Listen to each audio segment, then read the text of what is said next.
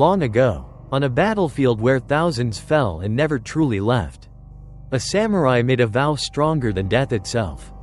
This is not a story of victory. This is not a story of honor rewarded.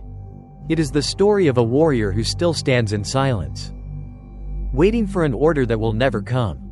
Welcome to the samurai who never left the battlefield. Chapter 1. The Field Without Wind.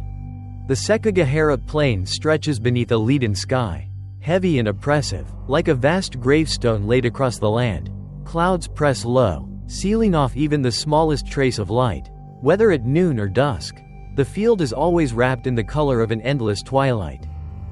The strangest thing is not the desolation, but the complete absence of wind. Grass does not sway, leaves do not tremble. Mist crawls close to the ground like a living creature, slowly drifting along ancient paths once trampled by thousands of marching feet. The elders of the nearby village say that the wind once passed through this place, until one night long ago, when it carried the screams of the dying and never dared to return. When darkness falls, the field makes no sound, yet it forces those who stand within it to hear too much. A faint scrape of metal against metal, a heavy breath brushing the back of the neck, the unbearable sensation of being watched from every direction, despite the fact that no one is there. Anyone who remains in Sekigahara for too long feels the same thing. They are no longer standing alone. Chapter 2. The Headless Samurai. The woodcutter named Shigeru had walked this path for decades, but that night, Sekigahara felt unlike anything he had ever known. The mist thickened so quickly that the lantern in his hand illuminated only a small circle of ground, as if darkness itself were swallowing the light. Then he saw him. A samurai stood in the middle of the field, unmoving like a stone statue. His armor was ancient, corroded with rust and stained with dark, dried marks, blood that no longer belonged to anyone living. A katana was embedded deep in the earth, both hands resting on its hilt in the posture of a soldier awaiting orders. But where his head should have been, there was nothing. No wound, no flowing blood, only empty space, as if a head had never existed there at all. Shigeru tried to scream, but his throat locked tight. As he turned and fled, a voice rose behind him, dry, hollow, as if echoing from beneath the ground. The battle is not over. The next morning, Shigeru was found kneeling at the edge of the field, his eyes wide and unblinking, his lips repeating the same words again and again. He never set foot in Sekigahara again, but until the day he died, he would whisper only this. He is still standing there. Chapter 3. The Oath Before Death.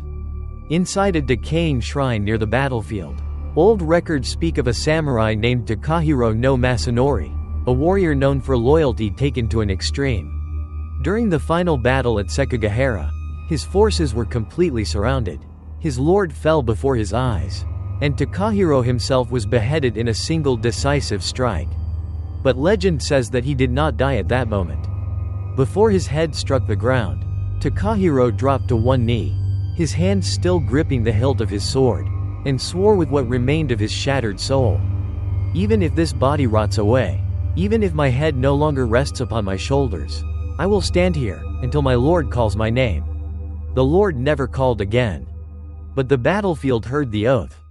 Takahiro's spirit became bound to the instant of his death, unable to move forward, unable to turn back. Neither heaven nor hell claimed him. Only Sekigahara remained, a place where he continues to stand guard over a battle that ended long ago, yet was never allowed to end within him. And from that day on, anyone who steps onto the field risks becoming part of an army that was never dismissed. Chapter 4. Blood that never dries. Everyone living near Sekigahara knows one unspoken rule: rainy nights are never ordinary. Elsewhere, rain washes the dirt away. On this field, it only reveals what was buried. When the first drops fall, the ground darkens in a way that feels wrong. It is not the color of wet soil, but a deep, dull red, like flesh reopening an old wound. The metallic stench of blood rises into the air, clinging to the throat, making the weak retch even though no bodies lie in sight. Those who have stood there long enough swear they saw slashes appear across the ground, long, jagged grooves identical to katana cuts struck centuries ago.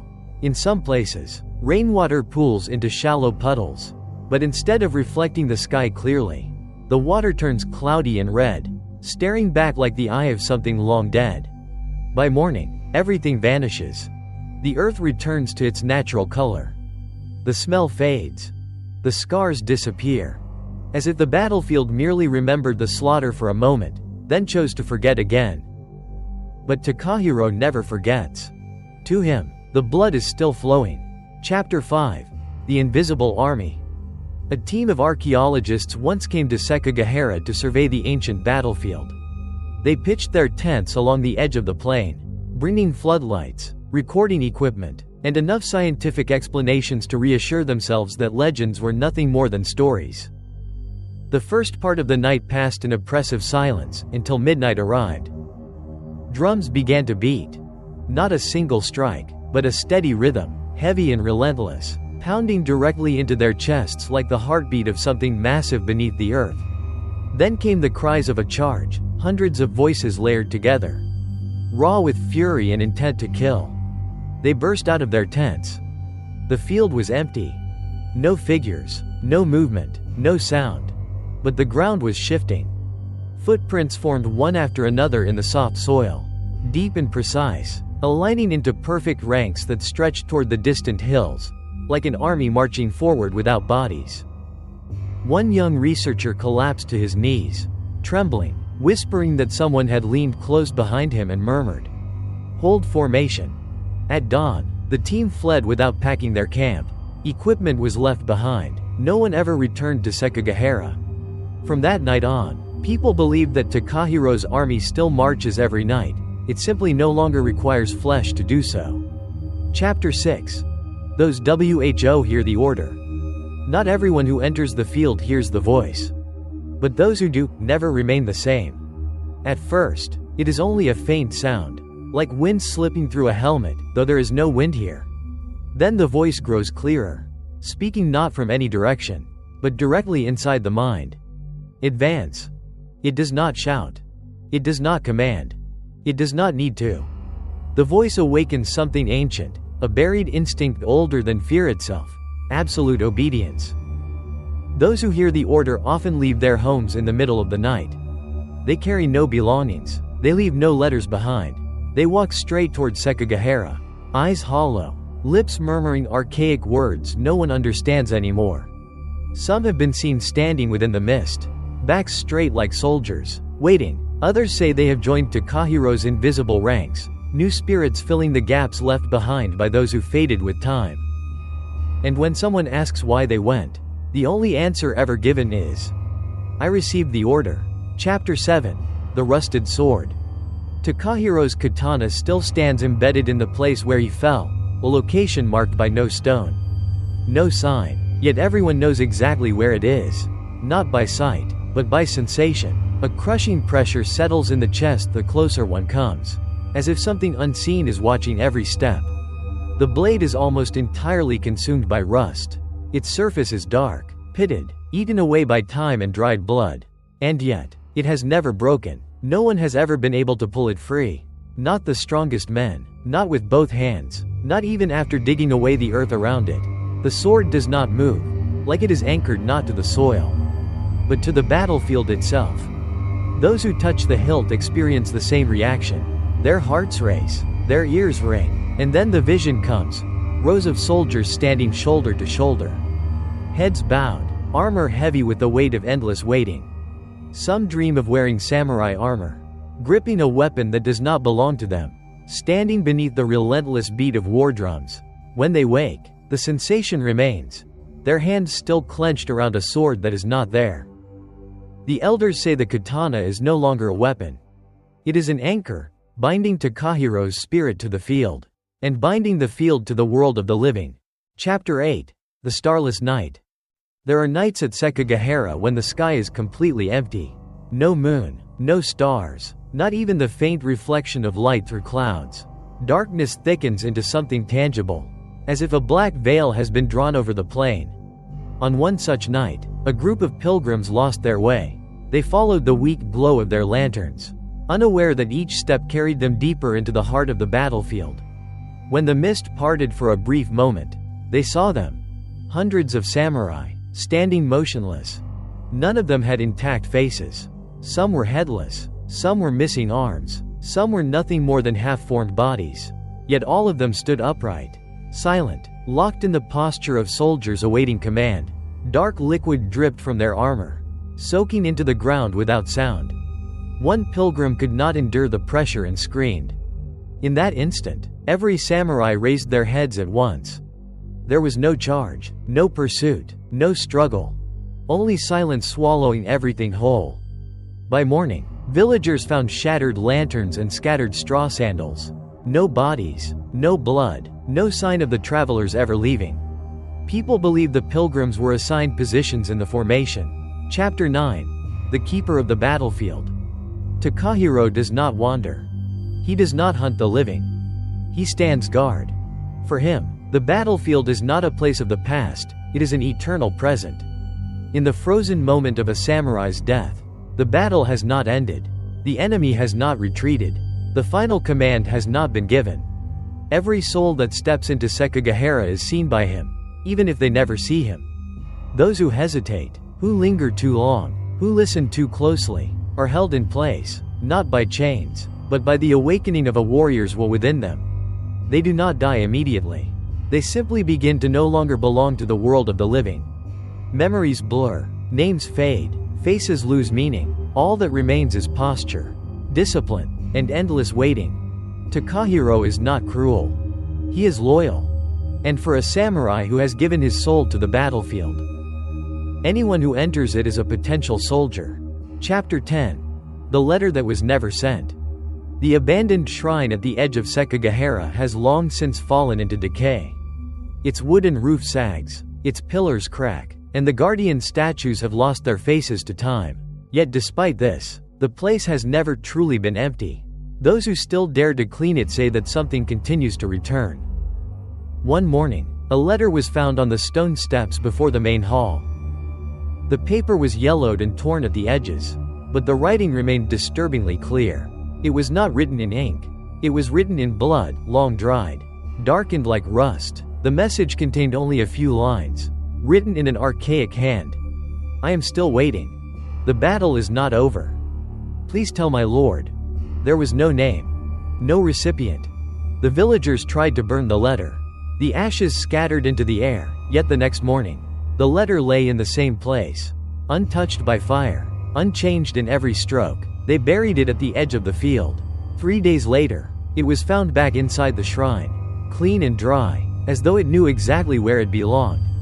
In time, people understood. The letter was never meant to be delivered. It was proof of a waiting that would never be answered. Chapter 11. The Thousandth Soldier. The young historian Akira did not believe in legends.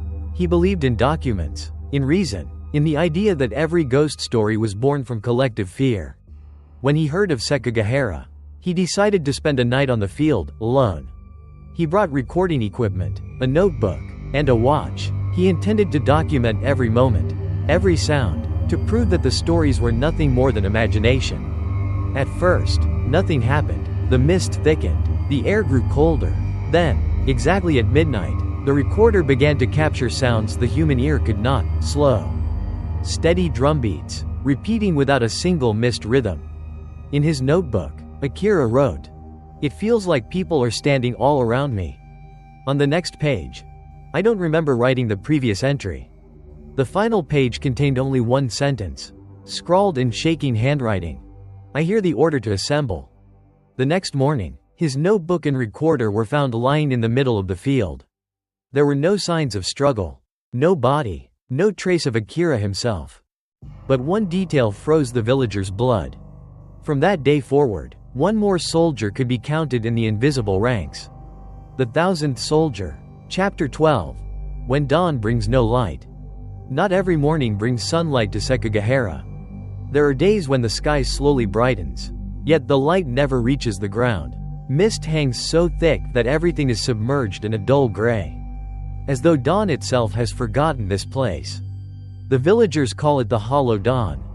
On such mornings, the field seems larger, paths stretch farther than they should, boundaries blur. Some swear they have seen Sekigahara appear in places where it should not exist, in dreams.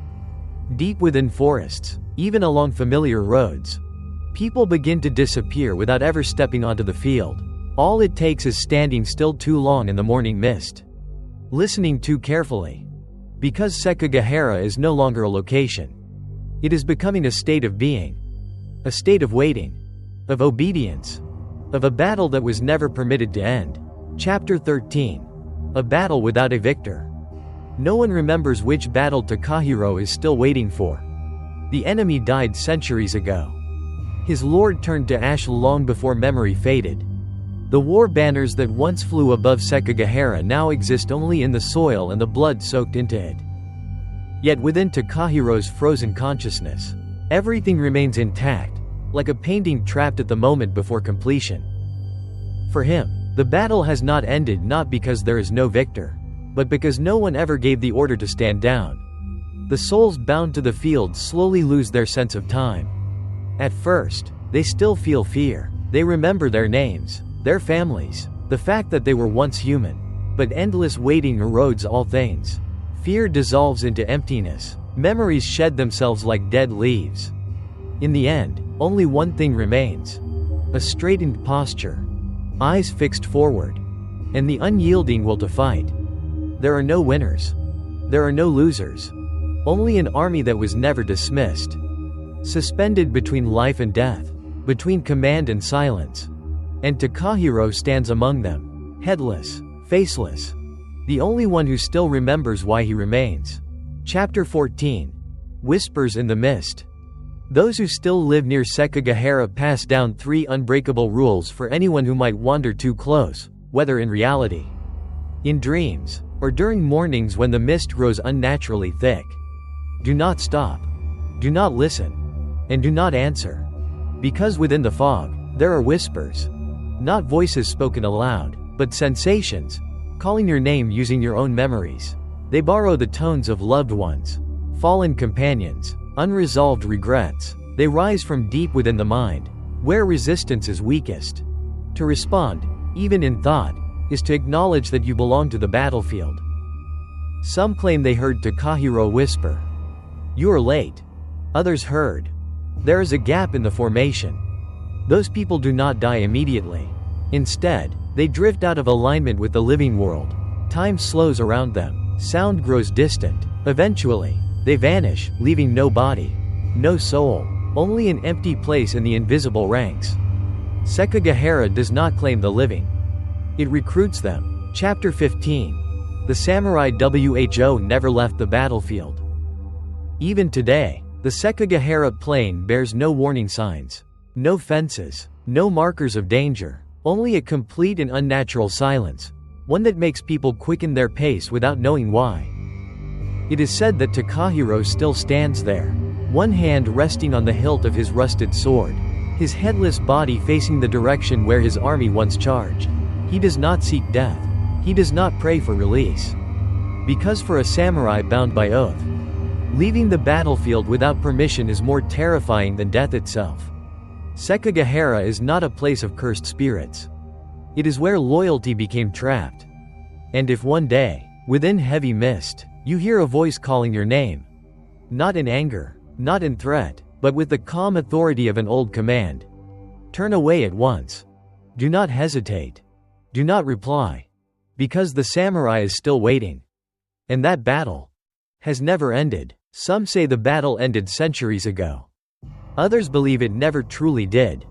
Because as long as a vow is remembered, as long as someone still waits in silence, the battlefield remains alive. If you ever find yourself standing in the mist, and hear your name spoken softly behind you, do not turn back.